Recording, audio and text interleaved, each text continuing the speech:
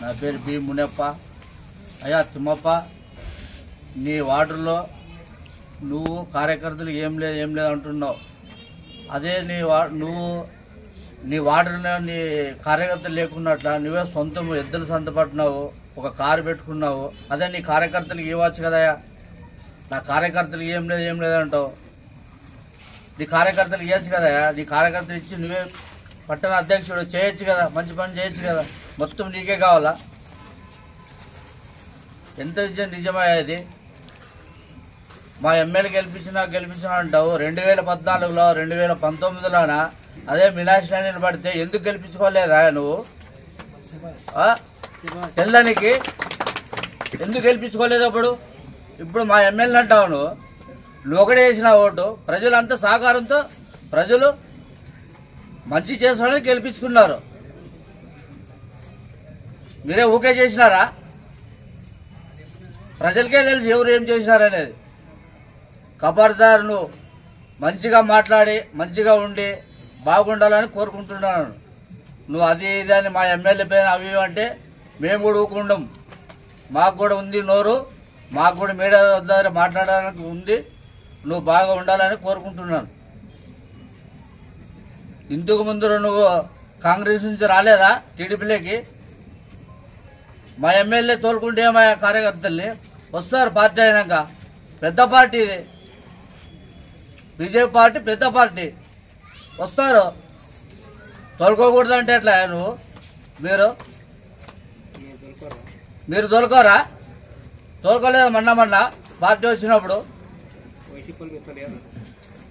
YCP వాళ్ళు కూడా వచ్చినారు కదా మీ దగ్గరికి.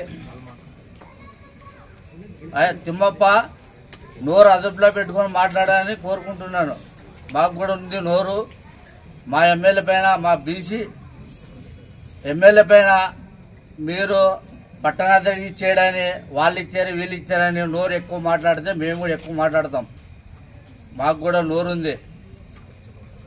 నీ బంధువులు పార్టీ గెలిచినాక బీజేపీ లేకపోయి నువ్వు ఎంత సాయం చేసినావు నీ బంధువులు నీకు తెలుసా? ఎవరో కార్యకర్త నువ్వు బాగా చేసినావా? నీ స్వార్థంతో నువ్వు ఉండవు. పట్టణాధ్యక్ష ఇచ్చేయడాన్ని నువ్వు అవి మాట్లాడితే సరిపోదు. ఇక్కడ మాకు కూడా నోరు ఉంది, మాకు కూడా మాట్లాడగలము. సరిగ్గా నువ్వు ఉండాలని కోరుకుంటున్నాను. నా పేరు బి మునప్ప, బీజేపీ కార్యకర్త. ఈరోజు తిమ్మప్ప గారు మాట్లాడుతున్నారు మీడియా ముందు. చాలా దయ్యాలు వేదాలు వల్లించినట్లుగా మాట్లాడుతున్నాడు. ఏమంటే మా కార్యకర్తలకు న్యాయం కాలేదు, బీజేపీ కార్యకర్తలకు న్యాయం జరిగింది అంటున్నాడు. మరి మీ కార్యకర్తలకు న్యాయం జరగడం అంటే 40 వార్డులన వాళ్ళకి లబ్ధి చెందడమా?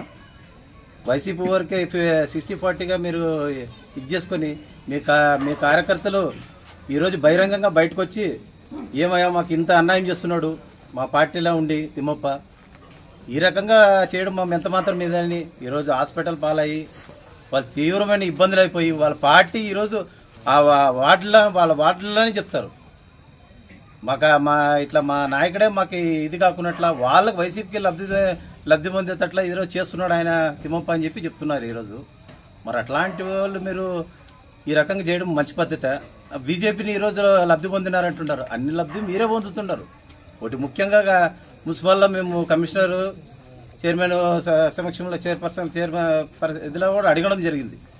మరి ఒక కార్యకర్తకి ఎవరికన్నా ఇస్తే కూడా బతుకుతారు. ఏం విషయము? కారు పొద్దు తెల్ల బోర్డు ఉండే కారు ఈరోజు పెట్టుకొని నీ సొంతంగా నడుపుకుంటుండవు, పచ్చి బోర్డు పెట్టి నడుపుకున్నాలా. ఈరోజు మరి ప్రతిపక్షాలు కూడా వాళ్ళు ఉండే వాళ్ళు కూడా ఏం మాట్లాడలేకపోతున్నారు వాళ్ళు. ఎందుకంటే వాళ్ళకి బాగా తెలిసిపోయింది 60-40గా వాళ్ళు ఎంత మాత్రం ఉండారనేది తెలిసిపోయింది. ఈరోజు ప్రజలు గమనిస్తున్నారు. ఈరోజు ఎమ్మెల్యే గారు అయిపోద్దు పార్సార్థి గారు నిత్యం ప్రజల కోసము అన్ని తాండ్లు పోయి సమస్యల్ని దృష్టికి ప్రతి తాండ్లు తీసుకోబోతున్నాడు. ఇట్లా దుమ్మెత్తిపోవడము చాలా ఇది. మరి కార్యకర్తలకు ఎంత మాత్రం న్యాయం చేస్తున్నాడో మరి తిమ్మప్పగా ఆయన తెల్లలో మళ్ళీ ఏ రకంగా మరి వార్డులో ఇంకోటి గతంలో నా బాత్రూములు కూడా పంది కుక్కలకు మేసుకున్నారు, నాకేసినారు మొత్తం అంతా. బాత్రూములు 13,50,000 బాత్రూములు పంది కుక్కలకు నాకేసినారు. మరి మహిళలు ఇంతమంది వాళ్ళు చాలామంది బాత్రూములు లేక కూడా కేంద్ర నిధులను పొద్దు ఆ కేంద్ర నిధులు మళ్ళించుకొని ఆ రకంగా వాళ్ళు తినని తిని ఈరోజు బాత్రూములు బయటకు పోయే పరిస్థితులు ఈ వాటిలో దాపరిస్తున్నాయి. ఎవరు చేశారండి? తిమ్మప్ప. మరి ఇలాంటివి ఎన్ని లబ్ధులు పొందుతున్నాడు? ముఖ్యంగా బ్రాంచ్ షాప్ కూడా గతంలో బ్రాంచ్ షాప్ కూడా పెట్టుకున్నాడు. బ్రాంచ్ షాప్ వాటిలోనే పెట్టి ఆ రోజు మరి ప్రజలు ఎంత తీవ్రమైన ఇబ్బందులు అవుతుంటారో నువ్వే లబ్ధి పొందినావు. ఆ రోజు కార్యకర్తలు తెలుగుదేశం కార్యకర్తలు ఎవరు లబ్ధి పొందలేదు, వాళ్ళకి ఎవరికి ఈరోజు ఇచ్చేయలేదు. నువ్వే లబ్ధి పొంది నువ్వే ప్రజలకు ఇబ్బందులుగా చేసిన దానికే చిత్తుగా నిన్ను నా చేతుల్లో ఓడించడము జరిగింది. అది గుర్తుపెట్టుకో ఫస్ట్. ఈరోజు మా కార్యకర్తలకు న్యాయం చేయలేదని మీరు అడగడము చాలా దయ్యాలు వేదాలు వల్లించినట్లున్నాయి. ఈరోజు ఇది చెప్పడం మంచి పద్ధతి కాదు, మార్చుకోండి మీరు. ఈరోజు భారతీయ జనతా పార్టీ ఈరోజు ప్రజల్లో నిత్యం పోయి ప్రజా కార్యక్రమాల్లో చురుగ్గా ఉండము. ఈరోజు ఎమ్మెల్యే గారు ఆంధ్రప్రదేశ్లో ఆదోనంటేనే పార్థసారథి అనే ఈరోజు పేరుంది. ఈరోజు ఆ పేరుని నిలబెట్టుకున్నాడు. ఈరోజు మీరు దుమ్మెత్తిపోయడము అది మంచి పద్ధతి కాదు. అది లబ్ధి పొందడం ఎవరనేది ప్రతి ఒక్కరు చూస్తున్నారు. లబ్ధులు అన్ని పొంది నువ్వు ఈరోజు విమర్శించడము మంచి పద్ధతి కాదేది. కుటుంబంలో అందరూ బాగుండాలని కోరుకున్నా కానీ అభివృద్ధి 10 మందికి సాయం చేయి. ఈరోజు నీ వార్డులో ఉండే వాళ్ళకి వైసీపీ వాళ్ళకి అవతల 40 వార్డు వాళ్ళకి సపోర్ట్ చేసి ఈరోజు నువ్వు వాళ్ళని లబ్ధి పొందించి మీ కార్యకర్తల్ని కొట్టించి మరి ఈరోజు పోండి. ఇప్పుడు కూడా నాకు కూడా వచ్చి చెప్తారు చాలామంది టీడీపీ క్యాండిడేట్లు ఈ రకంగా చేస్తున్నాడు మా వార్డులో. ఆయన పట్టణాధ్యక్షుడిగా ఏ రకంగా కొనసాగుతాడో అని ప్రశ్నించాల్సిన సమయం ఉండదని అడుగుతున్నారు. మేము పైన దృష్టి కూడా తీసుకుపోతామని అంటున్నారు. ఇట్లాంటి కార్యకర్తలకు కూడా మీరు న్యాయం చేయగలిగితే ఇప్పుడు మా పార్థసారథిని విమర్శించడము ఎంత మాత్రం ఇది చెప్పండి. ఇది మంచిది కరెక్ట్ కాదు. ఇది బిహేవియర్ చేంజ్ చేసుకోవాల్సిందిగా మేడం మిత్ర సంక్షేమం కోరుకుంటున్నాను నేను. మీ పేరు? నా పేరు సురేష్, 2వ వార్డు కౌన్సిలర్.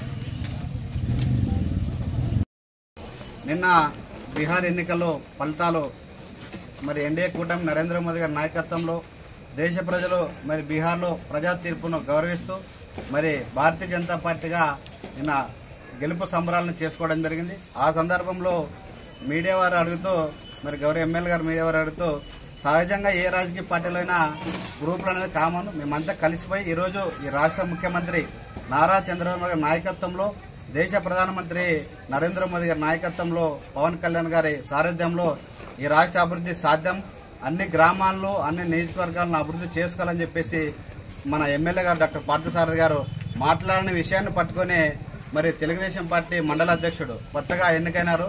మరి అతి ఉత్సాహంతో శివప్ప గారు మాట్లాడడం అనేది ఆయన మాట్లాడుతూ మరొక మాట్లాడినాడు. ఉచ్చులు పోస్తే బీజేపీ వాళ్ళు దాంట్లో కొట్టుకొని పోతారనేది మరి ఏ విధంగా అయినా మరి తెలుగుదేశం పార్టీ మీకు నేర్పించిన క్రమశిక్షణ మరి అదేనా మేము ప్రశ్నిస్తున్నాం. భారతీయ జనతా పార్టీ కార్యకర్తలుగా నిరంతరం నిస్వార్థంగా ఈరోజు రాష్ట్ర ముఖ్యమంత్రి ఎన్డీఏ కూటమి అభివృద్ధి కార్యక్రమాలనే మేము గ్రామాన వార్డున నిస్వార్థంగా మేము ప్రజలకు తీసుకెళ్తుంటే ఈరోజు మాకు రావాల్సిన లబ్ధిని భారతీయ జనతా పార్టీకి కూటమిలో భాగంగా రావాల్సిన లబ్ధిని దొడ్డనగిరి గ్రామంలో మరి ఈరోజు శివప్ప గారు బీజేపీ లబ్ధిని ఆయన మరి ఈరోజు అనుభవిస్తున్నాడు. ఆ విషయాలు మరి ప్రజలకు తెలియవనుకుంటున్నారని మేము ప్రశ్నిస్తున్నాం. కూటమిలో సహజంగా కూటమి నాయకత్వం బలపొందాలని చెప్పేసి మేము నిరంతరం కష్టపడుతుంటే గౌరవ ఎమ్మెల్యే గారి పైన ఈ విధంగా ప్రజల్లో దుష్ప్రచారం చేయడాన్ని తీవ్రంగా మేము ఖండిస్తున్నాం. ఈరోజు మాకు రావాల్సిన కోటను కూడా ఎమ్మెల్యే గారు మమ్మల్ని బుజ్జగించి మీకు న్యాయం చేస్తుంటే మాకు న్యాయం చేయాలని చెప్పేసి మాట్లాడమే చాలా విడ్డూరం. అధిక సంఖ్యలో మీరు ఏదైనా తీసుకున్నా ఇప్పుడు మన మండలంలో మరి పార్టీ గవర్నమెంట్ తరఫున రావాల్సిన సంక్షేమ పథకాలు అయితేనేమి లబ్ధి విషయాల్లోన అధిక శాతం తెలుగుదేశం పార్టీ కార్యకర్తలకే చేసినాడు. భారతీయ జనతా పార్టీ కార్యకర్తలకు నిస్వార్థంగా పనిచేస్తున్నాం. మాకు రావాల్సిన వాటాను కూడా మాకు ఇవ్వకుండా ఎమ్మెల్యే గారు మాకు బుజ్జిగిస్తున్నారు. మేము ఏ రోజు ఏది ఆశించడం లేదు. భారతీయ జనతా పార్టీ కార్యకర్త నిస్వార్థంగా ఈరోజు సిద్ధాంతంతో పనిచేసే పార్టీ భారతీయ జనతా పార్టీ. ఏదో ఆశిస్తే తప్ప పనిచేసే మరి లక్షణాలు మాలో లేవు. మరి అలాంటి గుర్తించుకోకుండా శివప్ప గారు ఈ విధంగా ఒక జాతీయ పార్టీని దేశవ్యాప్తంగా ఈరోజు అధికారంలో ఉన్నాము. ఈరోజు కూటమి అయితే ఈ రాష్ట్రం అభివృద్ధి సాధ్యమని ముఖ్యమంత్రి గారు మరి పెద్దల నిర్ణయం మేరకు కూటమిలో టికెట్ ఎమ్మెల్యే గారికి ఇస్తే ఈరోజు ప్రజలు ఆశీర్వదించారు. 2019లో మరి మీరు ఎందుకు గెలవలేదని చెప్పేసి మేము అడుగుతున్నాం. 2014లో మీరు ఎందుకు గెలవలేదని అడుగుతున్నాం. పెద్దలు స్వర్గీయ మరి రామారావు గారు పెద్ద మనిషి, ఆయన పార్టీ స్థాపించినప్పటి నుండి ఇప్పటి వరకు వాజ్పేయి గారి నుండి నరేంద్ర మోదీ గారి వరకు ఎన్డీఏ ప్రభుత్వం అలయన్స్ లోనే తెలుగుదేశం పార్టీ అధికారం వచ్చిందనే విషయాన్ని ప్రజలందరూ కానీ మీరు కానీ గుర్తించుకోవాల్సిన అవసరం ఉంది. మోదీ గారి నాయకత్వంలోనే భారతీయ జనతా పార్టీతో నా జత కట్టిన సందర్భంలోనే అధికారం వచ్చింది తప్ప మీరు స్వతహాగా వెళ్ళిన సందర్భాల్లో మరి ఫలితాలు ఏమయ్యావో మనకు అందరికి తెలుసు. ఇప్పటికైనా సరే ఎమ్మెల్యే గారు నియోజకవర్గ అభివృద్ధి కోసం కష్టపడుతున్నారు. చిన్న చిన్న సమస్యలు ఉండొచ్చు, మనం అందరం సర్దుకొని పోయి కూటమి నాయకత్వాన్ని బలపంచేందుకు మీరు ప్రయత్నం చేయాలి తప్ప మరి ఈ విధంగా శివప్ప గారు ఒక జాతీయ పార్టీని ఉచ్చల బస్సు కొట్టుకొని పోతాను ఎలా మాట్లాడతారా మేము అడుగుతున్నాం. నరేంద్ర మోదీ గారు ప్రజల కోసం ఉచితంగా మరదొడ్లు కట్టించారు, అక్కడ పోయాలి తప్ప ఈ విధంగా మాట్లాడడం అనేది సిగ్గు లేదా అని మేము అడుగుతున్నాం. ప్రజలపైన మీకు ప్రజా అభిప్రాయాలను తీసుకోరా, ప్రజలు ఏమనుకుంటారని మీకు తెలియవా అని అడుగుతున్నాం. ఏ విధంగా మాట్లాడతారు? ఇది మంచి పద్ధత?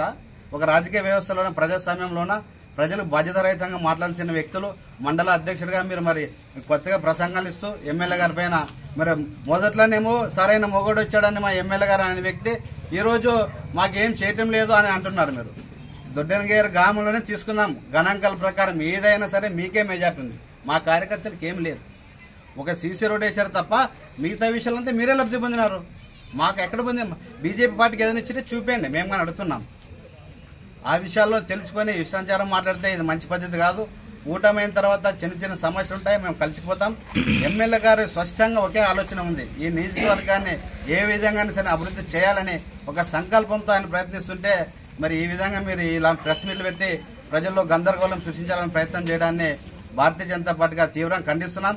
ఈ విషయం పైన కానీ మా భారతీయ జనతా పార్టీ రాష్ట్ర అధ్యక్షులు పివిఎన్ మాధవ్ గారి దృష్టికి తీసుకెళ్లి పార్టీ పెద్దల దృష్టిగా ఈ నియోజకవర్గంలో మాకు రావాల్సిన వాటాను మమ్మల్ని ఇబ్బంది పెడుతూ అది వదిలేస్తే ఎమ్మెల్యే గారి పైన దుష్ప్రచారం చేయడం అనేది ఇదే మంచి పద్ధతి అని మేము అడుగుతున్నాం.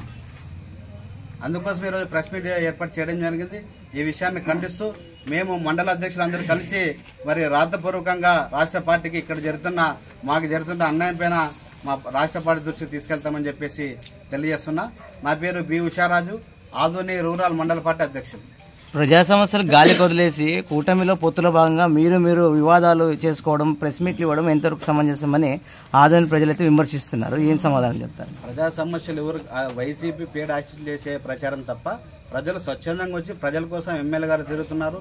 ఆయన ఈ నియోజకవర్గ అభివృద్ధి నిధుల విషయంలో మరి రాష్ట్రంలో విజయవాడ పర్యటన అయితేనేమి స్టేట్ పర్యటన ఉన్నప్పుడు మా నాయకులందరూ మేము కలిసి సమన్వయంగా ప్రజల కోసం పనిచేస్తున్నామన్న.